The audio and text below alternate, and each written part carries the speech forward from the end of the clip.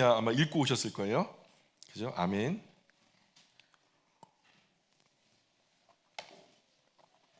느헤미야 주전 4, 5세기 페르시아 시대 배경으로 하는 에스라, 느헤미야, 에스더 전부 다 같은 시대예요.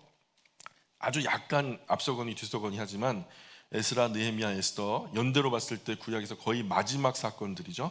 구약 성경에서 시간 순으로 보면 제일 끄트머리에 있는 책들이죠. 이 세 권의 책은 이스라엘 포로기 이후에 바벨론 시절에 포로로 끌려갔는데 그 헬라 페르시아 시절에 이제 돌아오게 되는, 그래서 포로기 이후에 생존자 후손이 일부는 포로지에서 그냥 정착한 사람도 있고 일부는 돌아와서 고토 하나님이 약속하신 그 땅으로 다시 귀환한 공동체도 있고, 그래서 각기 그 후손들이 원래 그 포로로 끌려간 데서 정착한 사람들은 어떻게 살았으며 또 돌아온 사람들은 어떻게 살았는가, 이 이야기를 우리가 잘 알 수 있는, 엿볼 수 있는 그런 성경책이 감사하게도 이렇게 있다는 것이 참 좋죠. 각자 처한 곳에서 어떻게 신앙 공동체를 이루고 어떤 모습으로 살아왔는지를 잘 보여주는, 그래서 에스라와 느헤미야가 원래 유대인들은 한 권의 성경으로 묶어놨어요. 에스라서, 느헤미야서가 한 권으로 묶여져 있는데 또 그 내용을 가만히 보다 보면은 내용상 좀 이게 안 맞아요. 인칭이 꼬여버리는 시점이 있어가지고 이거는 합당하지 않다. 그래서 느헤미야가 시대와 사건적으로 에스라서와 연결되어 있는 건 사실이에요. 그 연대가 동일한 것은 사실인데, 사실 두 사람은 동시대 사람으로 에스라가 종교 지도자라면은 느헤미야 같은 경우에는 평신도 지도자, 정치 지도자였단 말이에요. 그들은 포로기 이후에 예루살렘으로 귀환한 공동체 신앙 개혁을 실행한 파트너라고 할 수 있죠. 에스라가 조금 앞서 왔고 느헤미야가 조금 뒤에 왔어요.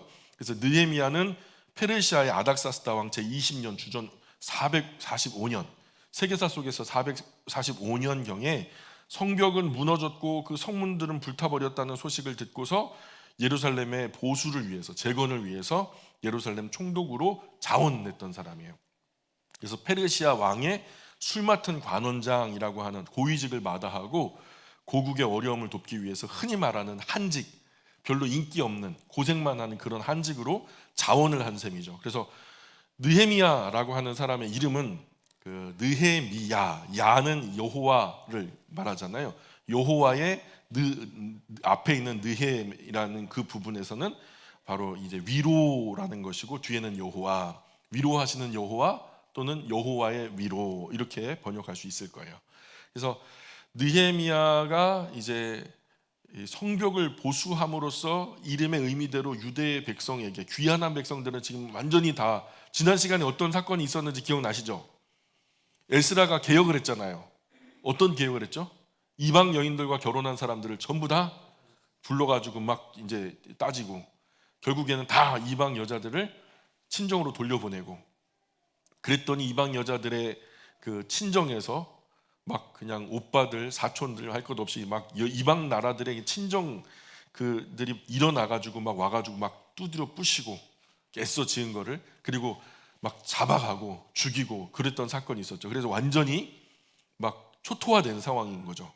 이런 상황에서 다시 재건을 하려니까 뭐 가진 것도 없고 인원도 부족하고 경비를 서기도 어려운 그런 현실에 다다른 거죠. 이런 이야기를 이제 페르시아에 있던 느헤미야에게 하나니가 전해줌으로 인해서, 야, 우리 고향 땅에 그런 일이 벌어졌구나 하면서 이제 크게 슬퍼했다, 그런 이야기가 이제 시작되는 거죠.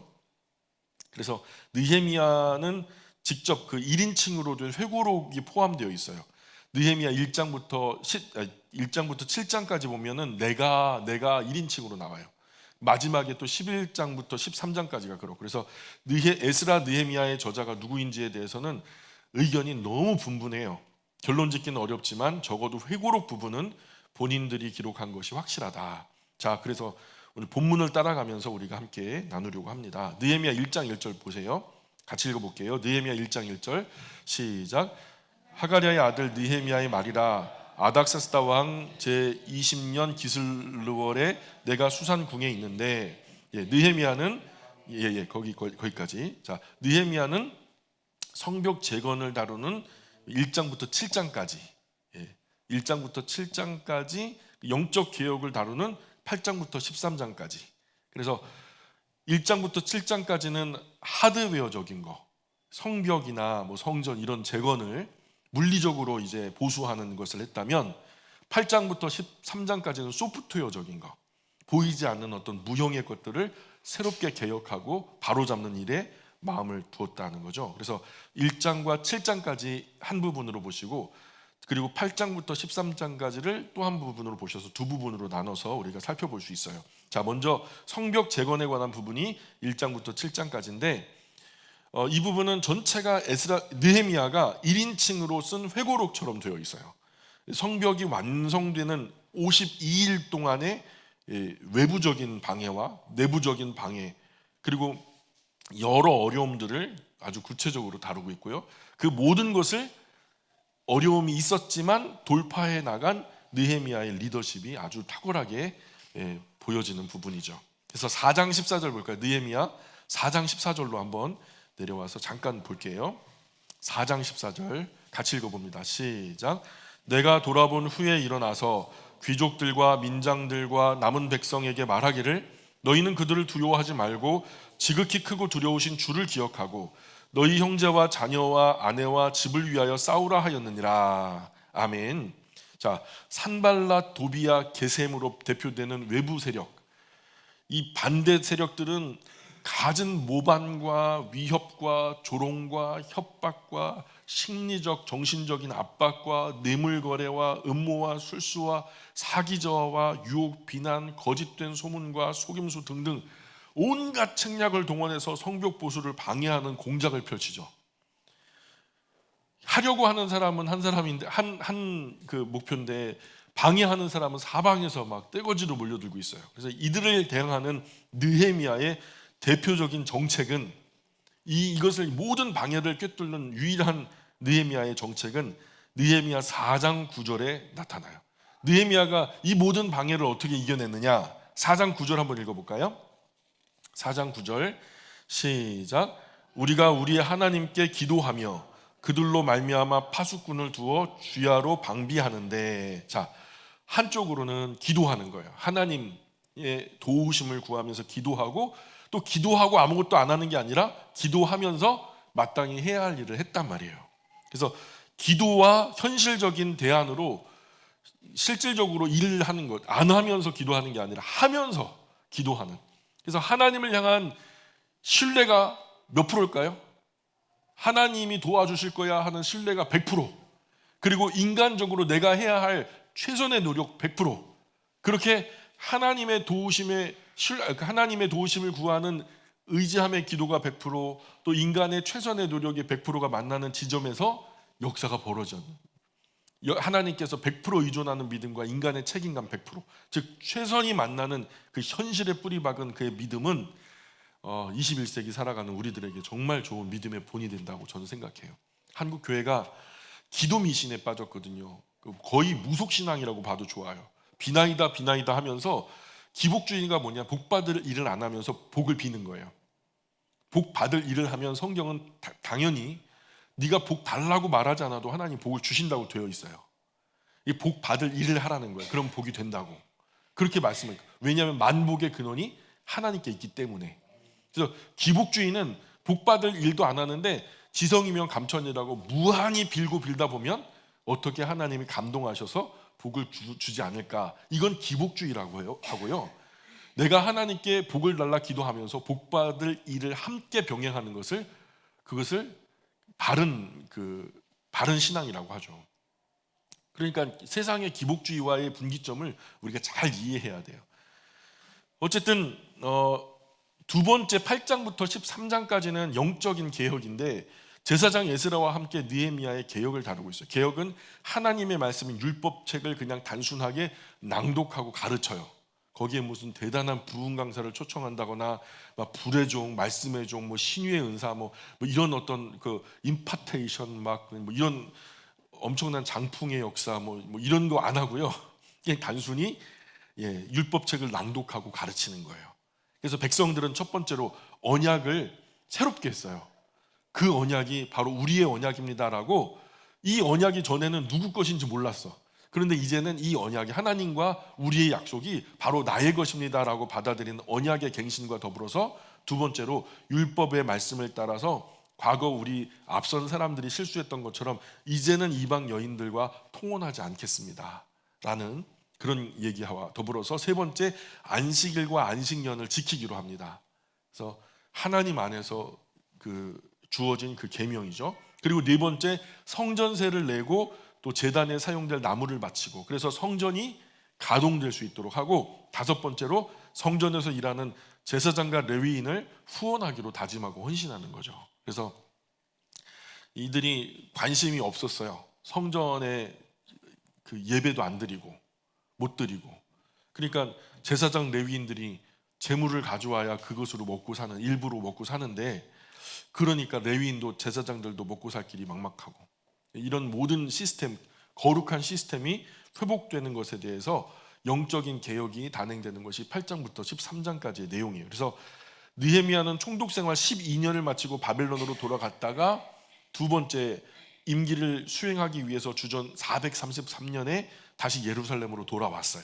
그러나 돌아온 느헤미야는 백성이 다짐한 언약들을 분명히 내 앞에서 첫 번째 임기 때 언약을 갱신했었는데 그 언약들이 제대로 지켜지지 않는 걸 본 거예요. 제사장들이 예배당에서 떠났어. 그리고 레위인들도 예배당에서 떠났어. 나 어디 갔냐 그랬더니 아무도 예배하러 오지 않아. 그러니까 재물도 없고, 재물이 없으니 레위인들, 제사장들은 다 자기들도 가족이 있는데 먹고 살 길이 막막하잖아요. 그러니까 남의 집에 가가지고 좀 소작을 받고 또 먹고 살 길을 찾아서 사업을 하고 막 이렇게 하다 보니까 성전은 방치되고 신앙도 그냥 공회전되고, 그래서 이런 느헤미야가 1차 임기를 12년을 마치고 다시 이제 페르시아로 갔다가 다시 돌아온 이후에 이런 일들을 보고, 안식일도 어기죠, 성전도 더럽히죠, 레위인들 돌보지 않고 못되고 방해하고 막 그러는 사람들이 막 방해하다가 다 예쁘게 지어지니까 지어진 이후에 방해하던 사람들이 자기들이 제일 좋은 방 차지해가지고 앉아버려.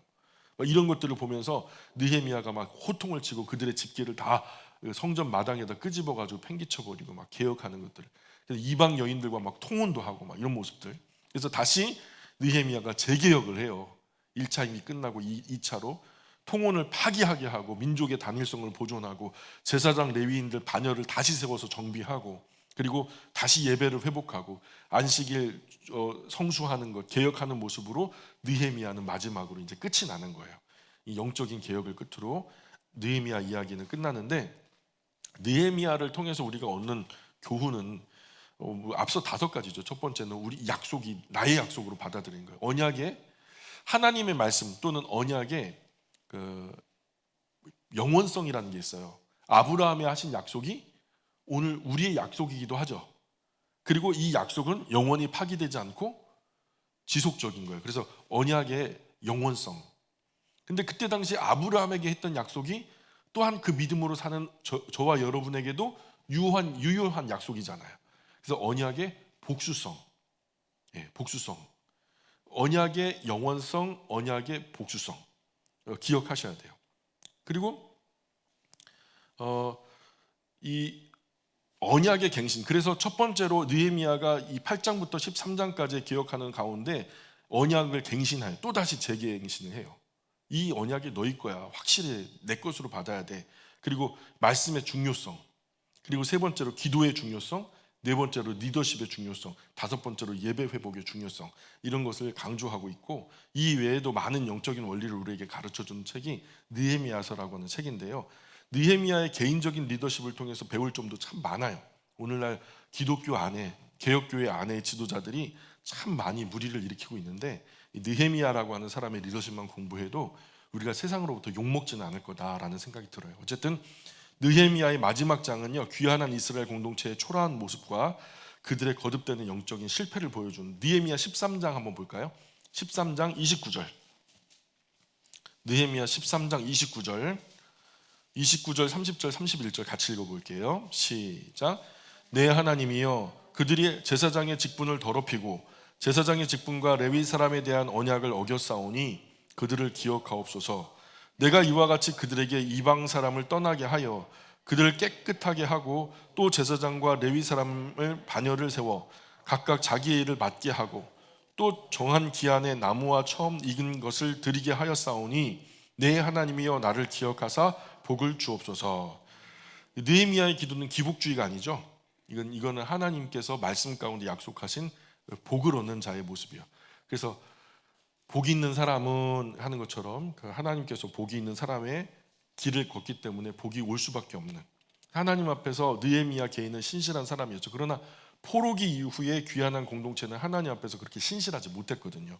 그러므로 느헤미야는 언젠가 백성이 하나님 앞에 돌아오고 순종할 날을 고대하게 만들므로 이제 마치게 되는데, 결국 그 앞으로 올 소망에 대한 이야기를 하다가 메시아가 오신다라는 이야기를 해요. 그래서 메시아가 오셔야 그 온전한 회복이 이루어질 거다.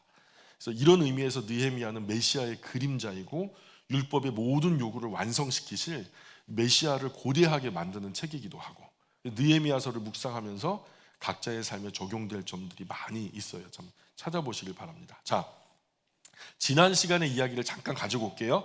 에스라가 하는 일은 옳고 바른 일이었죠. 이방 여자들과 통혼했던 것들을 다 떨어뜨리고 친정으로 돌려보내는. 그러나 그 결과 말로 다 할 수 없는 어려움을 당하잖아요. 그렇다고 지금 물러서면 이 귀한 공동체는 어떻게 되겠어요? 정착도 안 되고 완전히 민족의 존폐가 걸릴 정도로 어려워지는 거죠. 그러나 추진하자니 힘이 없고, 그 많은 사람이 이미 죽어버렸고 끌려가 버렸고 더 많은 사람이 포로가 되어버렸고 예루살렘 성을 중수하는 것도 어렵고 자체 경비 인력도 없는 상황이고, 그 정도로 어려운 때가 에스라 때였거든요. 이런 어려운 이야기가 놀랍게도 빠져 있어요. 에스라서 뒷부분과 느헤미야 처음 부분에 연결되어지는 그 부분에 역사 이야기가 매끄럽지가 않아요. 그래서 그 당시 역사가들이 현장을 면밀히 조사해서 이 이야기 에스라 끄트머리나 느헤미야 초반에 메꾸어야 했는데 그러지 못하고 마치 뚝 떨어진, 자연스럽지 못한 그림이 된 거예요. 우리 성경에서는 에스라서와 느헤미야서를 각각 다른 책으로 분류하잖아요. 그러나 유대인 지금도 에스라서와 느헤미야가 한 권으로 붙어 있어요. 그래서 열왕기서도 상하서가 아니고 열왕기서, 그래서 사무엘 상하서도 사무엘서, 역대기도 상하서가 아니고 역대기. 그런데 개혁교회가 이것들 나눴거든요. 그래서 역사가 끊어지는 듯한 느낌이 들어요. 그래도 에스라서와 느헤미야서를 나누어 놓고 보니까 꼭 나눌 만한 이유는 있었어요. 에스라서를 보면 에스라가 자기를 소개할 때 3인칭으로 에스라라 하는 자가 있으니라 하면서 3인칭으로 쓰거든요. 마치 내가 다른 사람인 것처럼. 그러다 조금 읽다 보면 마음이 급한 상황에서는 내가라고 1인칭 시점으로 또 갖고 와요. 3인칭으로 썼던 것이 이게 일관된 어떤 원칙을 어기고 다시 1인칭으로 가지고 와요. 그리고 또 느헤미야서에 보면 느헤미야가 내가라고 쓰거든요. 그러니까 그 한 책 안에서 1인칭 작가 시점으로 내가라고 말하는 사람이 두 사람이 있으면 안 되는 거잖아요. 그렇죠? 그러면은 인칭이 꼬여버리는 거예요. 말이 안 되는 상황이 된 거죠. 그러면 이 말은 무슨 뜻일까? 이 에스라서와 느헤미야서를 쓴 한 사람이 쓴 것이 아니라 두 사람이 썼을 가능성, 두 사람 또는 그 이상이 썼을 가능성이 있다. 이런 결론이 나오는 거거든요. 그래서 여기 에스라 10장까지는 에스라가 썼다고 보는 것이고, 느헤미야서부터 느헤미야가 썼는데 이것이 한 두루마리에 붙어서 같이 넣었다라고, 이제 어쨌든 뭐 같은 역사의 맥락이니까 그걸 갖다 할 때 하나로 붙여 넣는 것으로 넣다 보니까 인칭이 꼬였다라고 생각하는 것이 많은 학자들의 공통된 견해예요. 그때 붙어 있던 것들이 여태까지 붙어 있다. 그래서 개혁교회에서 아무리 봐도 내용상으로 볼 때 이걸 한 사람이 썼다고 볼 수는 없고 두 사람이 쓴 것이라 여겨서 이 부분에서 나누는 게 좋겠다. 그래가지고 나누었음에도 불구하고 중요한 기사는 빠져 있잖아요. 에스라가 개혁을 추진하고 이방 여자들을 친정으로 다 돌려보낸 다음 그 이방 여자들의 친정 패거리가 몰려와서 예루살렘 성벽을 다 허물어버리고 엉망이 되어서 에스라의 개혁 사역이 진퇴양난의 어려움에 처했다는 이런 이야기 책에서 쏙 빠져 있거든요. 어느 날 막 재건했다고 하는데 갑자기 재건이 막 풍비박산 났다고 그러고 갑자기 또 다시 재건하러 느헤미야가 왔다고 하니까 도대체 그 중간에 어떤 어려움이 있었는지 모르는 거죠. 이런 것을 채워서 설명해야 할 책임이 성경교사인 목회자에게 있는 거죠. 그래서 이제 느헤미야로 이제 우리가 들어가는데요. 우리가 어디서 왔죠? 에스라 10장에서 온 거예요. 10장에서 1장 1절에 보니까 하가리아의 아들 느헤미야의 말이라 아닥사스다 왕 제20년 기슬로월에 내가 수산궁에 있는데, 느헤미야, 나함이라고 하는 히브리어하고 야훼라고 하는 이름하고 합쳐진 복합명사, 여호와는 위로하신다, 위로하신 여호와. 아닥사스다 왕 제20년 기슬로월에 내가, 여기다 밑줄 그시고, 내가 수산궁에 있었다. 자, 내가 누굴까요? 느헤미야, 그죠? 느헤미야 자신을 내가라고 하고 있죠. 근데 방금 에스라서 끝에 보면은 에스라서 끝에는 또 내가라고 하고 있거든요. 근데 여기에서 내가는, 예? 지금 느헤미야에 들어와서 내가는 느헤미야가 되는 거죠. 그러니까 책 안에서, 한 책 안에서 내가라는 말을 하는 사람이 두 사람이 있을 수 없으니까, 그래서 개역교회는 에스라와 느헤미야를 나눈 것으로 이제 말씀드렸어요. 한 책 안에서 내가라는 사람이 두 명 있으면 안 되니까, 시점 엉켜버리니까, 일관성에 심각한 손상이 있으니까, 이도저도 아니게 되니까 그렇게 나눴다. 2절 같이 읽어볼게요. 시작. 내 형제들 가운데 하나인 하나니가 두어 사람과 함께 유다에서 내게 이르렀기로 내가 그 사로잡힘을 면하고 남아있는 유다와 예루살렘 사람들의 형편을 물은즉. 자, 그러니까 남왕국 유다 예루살렘, 즉 예루살렘에서 페르시아 황제가 있는, 황제의 술 맡은 관원장 느헤미야가 있는 곳으로 예루살렘에서 사람들이 왔다는 거예요. 누가 왔냐? 느헤미야의 친동생 하나니가 몇 사람을 대동하고 방문했대요. 이것을 에스라가 보냈는지 아니면 하나니가 직접 자원해서 왔는지는 알 수 없어요. 느헤미야의 친동생이니까 자원해서 개혁하다가 진퇴양난에 봉착한 에스라를 생각해서 자원해서 갔는지도 모를 일이죠. 어떻게 에스라가 보냈는지, 자원해서 갔는지 뭐 간에 먼 길을 왔어요. 거기서 여기까지 얼마나 걸린다고요?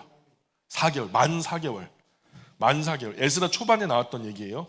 자체 힘으로는 복구도 안 되고 개혁도 진척이 안 되고 있다는 사실을 느헤미야에게 이야기해서, 느헤미야가 페르시아 황제들에게 청원해 가지고 어떤 도움을 받겠다는 그런 마음으로 이제 하나니와 일행이 간 거죠.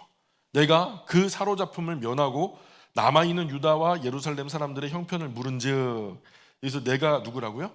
느헤미야의 뜻이 뭐라고요? 여호와의 위로. 3절 계속 읽어볼게요. 3절 시작.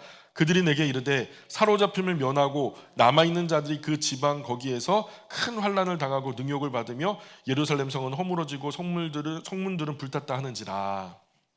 여기에 어떤 한 사건을 설명하고 있는데 사건의 내용은 없고 사건의 결과만 보고되고 있죠.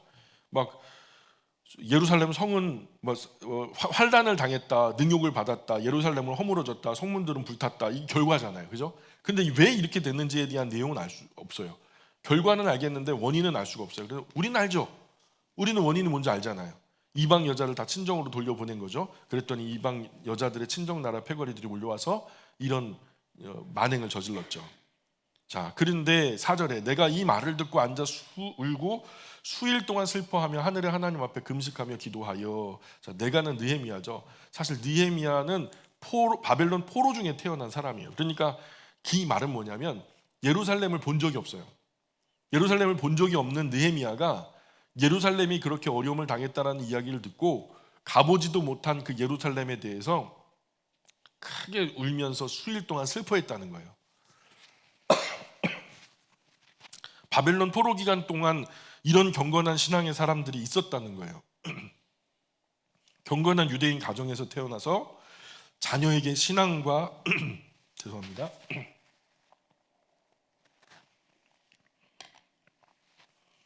애국 애족의 정신을 얼마나 가르쳤는지 가보지도 못했던 그런 조국의 어려움에 대해서 수일 동안 울며 금식하고 기도하며 슬퍼했다는 거예요. 우리 자녀들 그럴 수 있을까요? 국가적인 큰 어려움을 만났을 때 우리 자녀들이 이 나라가 어찌 됐고 하나님 이 나라를 도와주십시오, 이런 생각을 하기보다는, 요즘에 이제 아이들의 양상을 가만히 보니까 모두 그런 건 아니지만 헬 조선이라고 해서 이 나라를 떠나버리겠다, 이런 개념을 갖고 비판하고 비난하는 사람도 많거든요. 저는 이게 교육이라고 생각해요. 늘 우리 1세대, 우리 어른들의 세대에서 이 나라가 뭐가 잘못됐어, 누가 잘못하고 있어, 아유 나쁜 사람들이야, 다 도둑놈들이야. 막 계속해서 정권에 대해서, 정치권에 대해서 실망하고 좌절하는 이야기들을 자꾸 들리니까, 물론 그렇게 하기도 하지만, 그러나 우리가 좋은 그 브라이트 사이드, 좋은 면을 볼 수도 있고 다크 사이드, 어두운 면도 볼 수 있죠. 근데 우리 인생은 100년 미만 한계가 있고요. 그냥 밝은 면만 보고 살면 안 될까요? 그래서 좋은 이야기를 해야죠. 이 나라를 위해서 우리가 기도해야 돼. 뭔가 어려운 일이 있으면, 그래 그분을 위해서 네가 기도해야 되는 거야. 엄마도 아빠도 그것을 위해서 기도할게. 우리 같이 기도하자 하면서 뭔가 애국 애족의 마음을 가르쳐야 된다는 거죠. 미국 근현대 사학자 연구에 의하면 역사관이 깊을수록 애국 애족의 마음도 깊어진다고 나와 있어요. 느헤미야는 비록 페르시아 술 맡은 관원장으로 출세와 성공과도 달리는 사람이죠. 거기 가만히 있으면 대대로 잘 먹고 잘 살아요. 근데 자신이 가보지도 못한 조상의 땅 예루살렘에 대해서 얼마나 애정이 있었으면 그런 이야기를 듣고 수일 동안 슬퍼하며 하늘의 하나님께 금식하면서 자기 조국 예루살렘을 위해서 기도를 했겠어요. 근데 그 기도 끝에 또 끝난 게 아니에요. 자기가 이 황금 같은 이 꿀보직을 내려놓고 한직으로 내려가겠대요. 우리 자녀에게도 참 우리 나라를 위해 기도하는 거 가르쳐 줘야 될 뿐만 아니라, 뭔가 느헤미야는 기도를 정말 간절히 했거든요. 느헤미야가 신구약 속에서 몇 안 된 정말 위대한 인물이, 이런 분 흔치 않아요. 이 13장밖에 안 되는데 기도가 13번 나오니까. 페르시아 황제 술 맡은 관원장 정도 되면 그저 술 마시나 보고 술상 차리는 잡무가 아니에요. 그 신실함에 있어서는 페르시아 황제는 물론이고 모든 국내 대신들에게도 그 인격과 정직함에 있어서 인정돼야 오를 수 있는 자리예요. 당시 페르시아 황제는 왕 중의 왕이었잖아요. 제국의 황제, 나라의 황제니까 목숨을 노리는 수많은 야심 속에서 자기 목숨을 내어 믿고 맡길 만큼 신실한 사람이 술 맡은 관원장이 되어서 자기 잔에다 술을 따라줘야죠. 거기다가 마시는 술에 뭘 타면 어떡해요? 그러니까 그 정도로 믿을만하고 신실하고 정직한 사람이 느헤미야였다라고 보면 돼요. 술도 왕이 마시기 전에 먼저 기미해야죠. 마시기 전에 이제 마셔보고, 아 이거 안 죽습니다. 그리고 먼저 마셔서 자기 몸으로 직접 생체 실험을 해서 안 죽는 거 보여드리고 황제께 이제 권주를 하는 거죠. 그런 것만 하는 게 아니죠. 사실 왕이라는 자리가 온갖 이 나라의 중첩된 일들에 숨 쉴 틈도 없이 아주 겹겹으로 둘러싸인 속에서 폐쇄되고 갇혀 있다 보니까 지루하고 따분하고 무료하고 짜증나는 곳인데 스트레스가 얼마나 많았겠어요. 이쪽 저쪽 계속 갈등이 있고 끝도 없이 문제가 일어나는 곳인데, 그럴 때 왕이 가장 바른 판단할 수 있도록 옆에서 조언도 해야 되고, 왕이 괴로울 때 위로도 해줘야 되고, 왕이 고민할 때 상담도 해줘야 되고 들어줘야 되고, 그래서 어떤 면에서는 왕보다 훨씬 더 탁월한 인물이 되어야 왕을 품고 위로할 수 있는 거 아니겠습니까?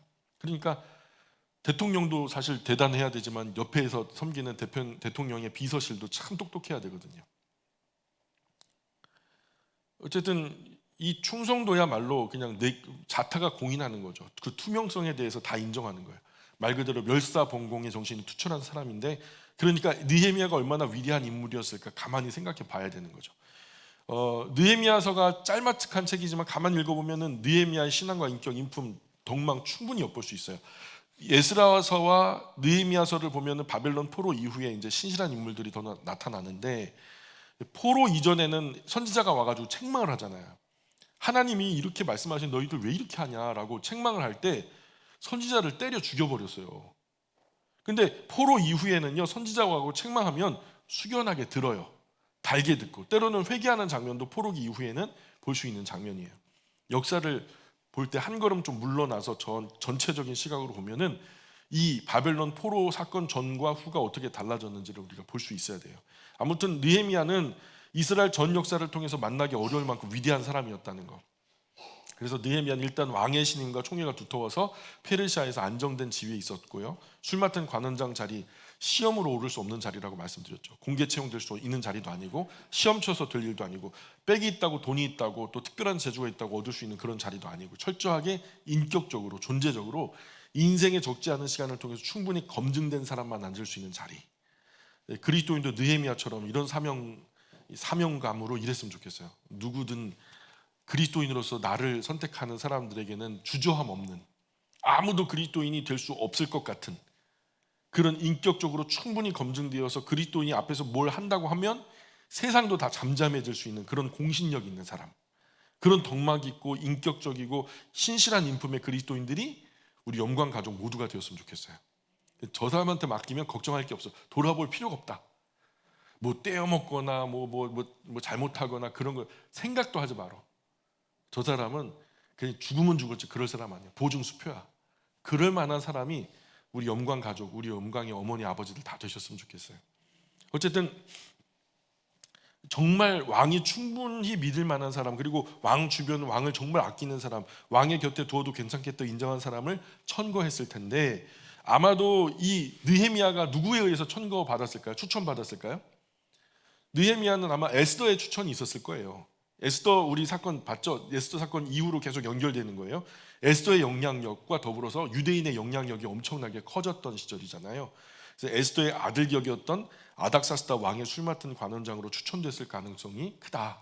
그래서 어쨌든 느헤미야는 그 인격과 신앙이 아주 신실한 사람이었고, 느헤미야는 보장된 삶에 안주하지 않는 사람이었죠. 귀한 공동체 에스라가 추진했던 개혁 사역에 동참하기 위해서 그 좋은 꿀보직 자리를 버리고 이스라엘에 돌아온 사람이었고, 그래서 에스라의 개혁을 돕기 위해서 왕의 재가를 얻어서 예루살렘으로 찾아와 12년 동안 동고동락을 같이 했던 그런 인물이 느헤미야다.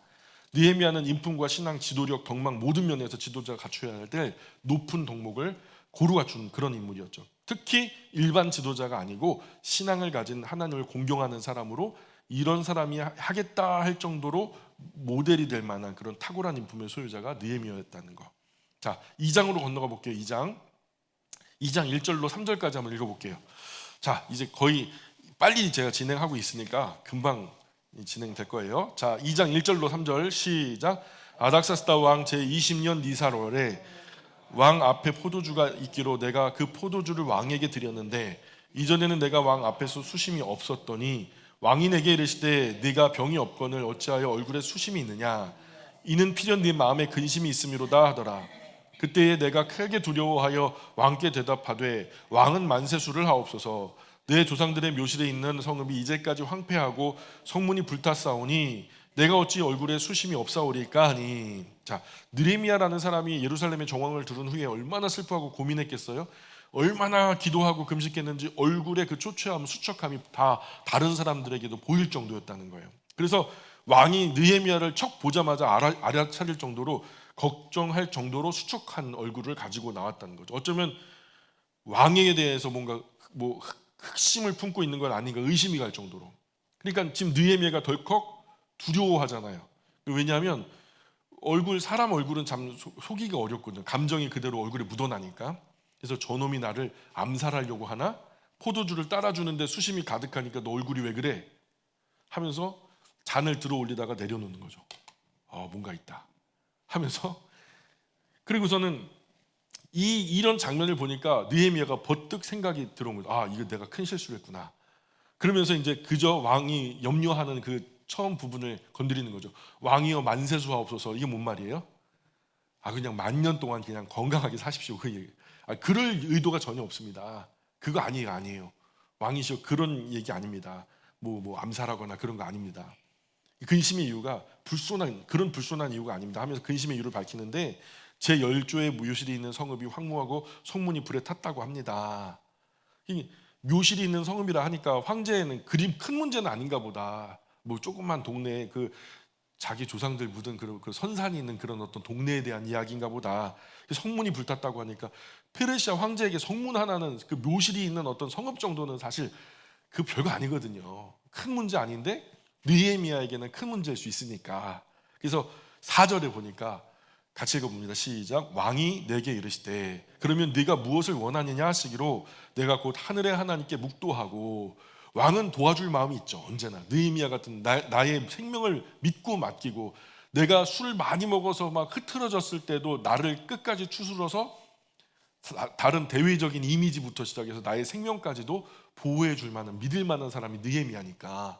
이런 느헤미야가 뭔가 어려움을 겪고 있다는 것은 내 사람을 챙기지 못하는 왕의 어떤 자존심이 걸린 거잖아요. 그러니까 내가 뭘 너에게 해주기 원하냐, 뭘 해줬으면 좋겠냐 그랬더니 이때 조심해야 되죠. 네가 뭘 원하느냐. 왕이 느헤미야의 고민을 다 알지는 못하지만 어쨌든 고민을 덜어주고 싶은 마음에 이런 네가 무엇을 원하느냐라고 묻는 거예요. 그런데 이런 천금 같은 기회에 졸속한 대답하면은 기회 놓쳐버리면 안 되잖아요.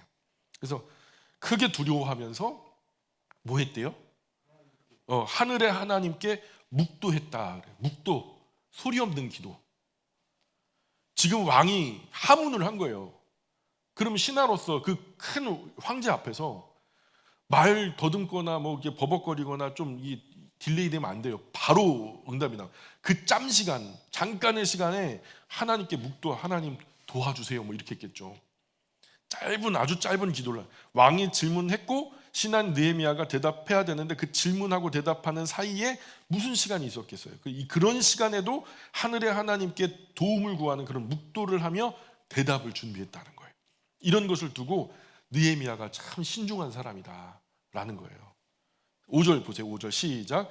왕에게 아뢰되 왕이 만일 좋게 여기시고 종이 왕의 목전에서 은혜를 얻었사오면 나를 유다 땅 나의 조상들의 묘실이 있는 성읍에 보내어 그 성을 건축하게 하옵소서 하였는데, 자, 저쪽 사람들의 언어 습관이 그죠? Would you please 하는 거야. 당신이 원하신다면, 당신이 기뻐하신다면, 그래서 당신이 원하고 당신이 기뻐하신다면 이렇게 하실 수 있습니다. 우리는 당신이 좋아하든 말든 그냥 내가 하면 좀 무조건 좋아하는 거 하거든요. 우리나라는 그렇죠? 뭐 짧은 인생이니까. 근데 저쪽에서는 사람들이 당신이 원하고 당신이 기뻐한다면 이런 거 하면 참 좋을 것 같습니다. 그럼 저에게 큰 기쁨이 되겠습니다. 이렇게 얘기하는 거죠. 자, 그런데 자 6절에 보세요. 그렇게 청원하는데 옆에 누가 앉아 있어요? 그때에 왕후도 왕 곁에 앉아 있었더라. 왕이 내게 이르시되 네가 몇 날에 다녀올 길이며 어느 때에 돌아오겠느냐 하고 왕이 나를 보내기를 좋게 여기시기로 내가 기한을 정하고. 자, 아무리 페르시아 황제도 옆에서 아내가 앉아 있잖아요. 이 여자 앞에서 남자는 가후가 죽는 게 참 자존심 상하는 일이거든요. 그런데 너 휴가 며칠 쓸래? 아, 사장님 일주일요. 보름요. 야, 뭐 어쩌자는 거야? 하는 일은 어떡하고? 이렇게 째째하게 못 하거든요. 아, 갔다 와 그냥.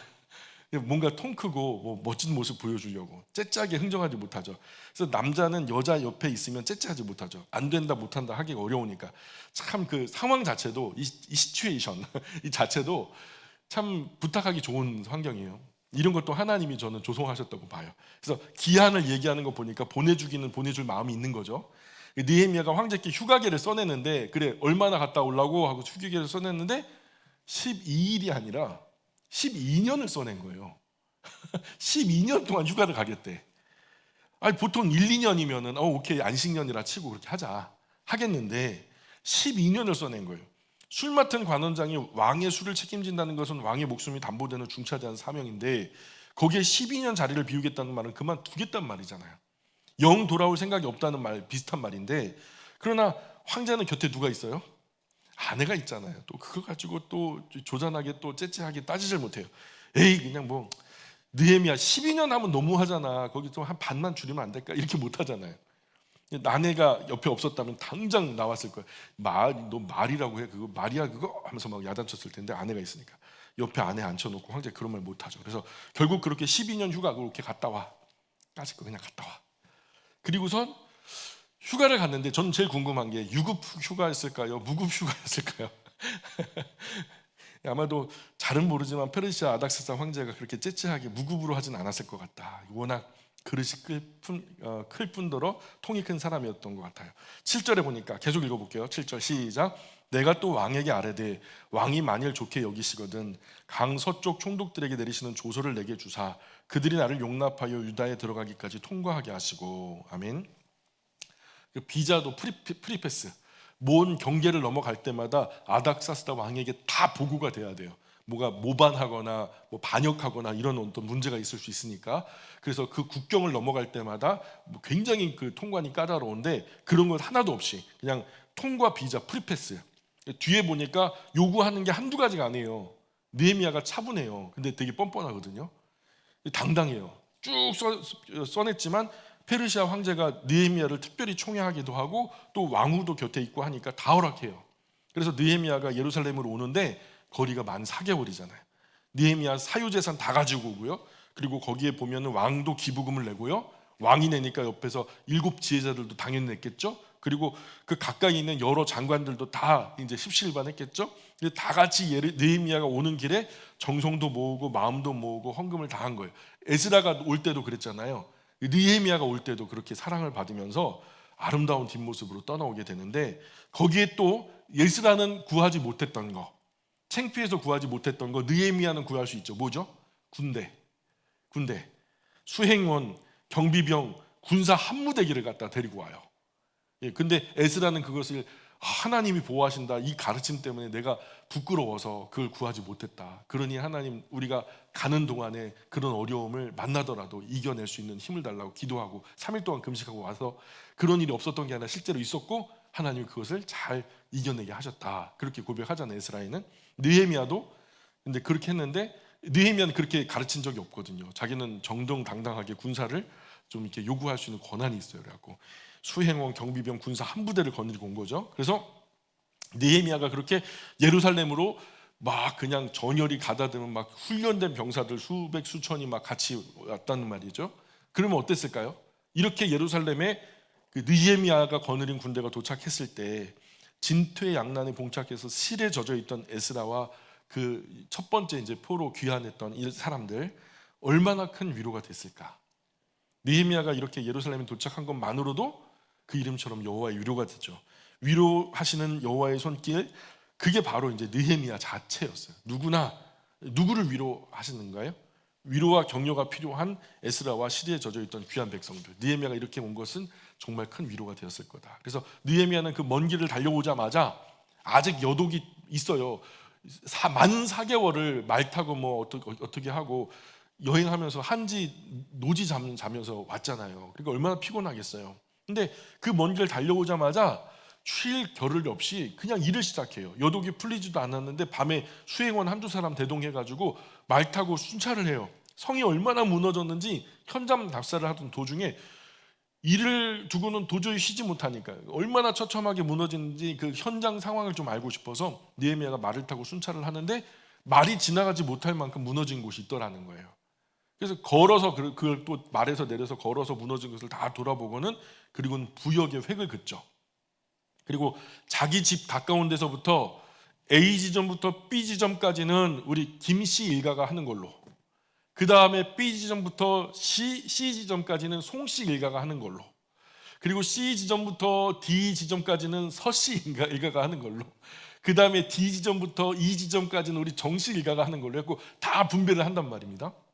그러니까 그 공평하게 일을 구획을 정하고 일을 분담해서 책임을 지우는 거죠. 할당된 부분만 너와 너의 가족, 너의 가문이 책임져라. 그러면 끝이다. 부역의 구획을 정하고 백성의 인구를 딱 조사해서 역할을 분담하고, 그래서 집중적으로 성벽 중건에 심혈을 기울였는데, 에스라나 그 포로로 이제 1차 기환했던 이 사람들의 이 마음에는 이거 뭐 재건한다는 것 자체가 아예 불가능한 얘기예요. 너무 많이 자기가 어떻게 세웠는데 또 허물어졌으니 다시 세우려고 하니까 너무 힘든 작업이었는데, 이렇게 느헤미야를 통해서 일사불란하게 구획이 정해지고 하다 보니까 일이 며칠 만에 끝났냐? 52일 만에 끝났어요. 52일 만에. 야, 굉장한 열심이죠. 놀라지 않아도 괜찮아요. 편안히 하나님의 안식이 있으시기를. 혼만 골지 마시고. 자, 백성도 자기에게 할당된 구획만 완료하면 쉴 수 있으니까 정해진 구획 안에서 최선을 다해서 협력하고 마음을 다해서 열심히 일하거든요. 그렇게 52일 만에 재건이 완료돼요. 이럴 때에 이제 산발라 도비아 같은 방해꾼들이 또 협박, 공갈, 모략, 중상, 회방 온갖 방해를 다 하는데, 그래도 느헤미야는 거기에 굴하지 않고 심지가 견고해서 묵묵히 자기 소임을 다하는 그런 모습을 볼 수 있죠. 악한 회방꾼들이 10번이나 와가지고 중건을 협박했다 그래요, 성경 기록에. 그러나 느헤미야는 한 손에는 무기를 잡아라, 또 한 손에는 공구를 잡아라, 연장 잡아라. 그래서 밤에 누워 잘 때도 작업복 벗지 마라. 그렇게 잠을 자고, 혹시라도 밤에 급습해서 오면 자다가도 바로 전쟁에 투입되고, 또 자다가도 일어나서 바로 작업할 수 있게. 그렇게 우리 군대에 보면 우리 대한민국 군인들이 5분 대기조라는 게 있어요. 전쟁 터지면 5분 안에 전투태세로 딱 돌이켜가지고 바로 총 쏠 수 있는. 그래서 그렇게 이제 전투화도 안 벗고 전투복도 안, 모자까지 쓰고 자는 그런 게 있거든요. 하여튼 이 어려운 성벽 중순을 다 완공하는데 완공하기까지 많은 어려움이 있었다는 이야기가 기록되고 있고요. 미국이 이제 처음 청교도들이 신대륙을 발견해가지고 그곳에 이제 정착하기 위해서 그 영국에서 워낙 그 신앙의 박해가 크니까요. 그 커버넌터들이라고 해서 스코틀랜드를 중심으로 해서 언약도라고 커버넌터라는 사람들이 있었는데 그 사람들이 정말로 광야에서도 예배드리다 잡히면 그 자리에서 목이 잘려서 죽임을 당하고 자녀들 보는 앞에서 부모들이 죽고 그러니까 막 농락당하고 막 그랬던 거. 근데 그런 어떤 정신을 이어받은 사람들이 이제 프로테스탄트 청교도들인데 이 청교도들이 이제 신앙의 자유가 없으니까 좀 어떤 성경이 말씀하는 바 바른 성경의 신앙을 갖고자 너희들의 방해를 피해서 우리는 다른 대륙으로 간다 해서 인도 대륙을 향해서 출발했던 게 인도 대륙을 너무 많이 회돌아가 가지고 아메리카 대륙까지 간 거죠. 거기서 이제 처음 딱 들어가서 막 고생을 하는데 얼마나 원주민까지 막 심지어 영국, 프랑스, 포르투갈 원주민까지 온갖 회방, 낯선 기후, 환경, 풍토병과 싸우고 만 가지 악조건, 환란이 계속될 때 주야로 이 프로테스탄트들이 읽고 묵상했던 말씀이 느헤미야서라고 하는 말씀이에요. 그래서 여호와는 위로하신다. 우리의 도움이 와 있다. 하나님이 도우신다. 정말 어려울 때 느헤미야가 어떻게 극복해 나가는지를 읽으면서 그 어려운 시간들을 이겨냈다고 해요. 어쨌든 우리도 혹시 어떤 옳은 일을 하다가 길이 막히고 난관에 봉착하고 또 이런저런 어려움에 주저앉고 싶을 때 우리가 느헤미야서를 읽으면 참 힘이 되겠죠. 그 안에서 우리의 도움이 되시는 여호와 하나님을 만나고 큰 위로와 힘을 얻게 될 거라고 저는 확신합니다. 어쨌든 성경과 역사를 보면 옳은 일, 바른 일을 한다고 만사형통하지 않더라고요.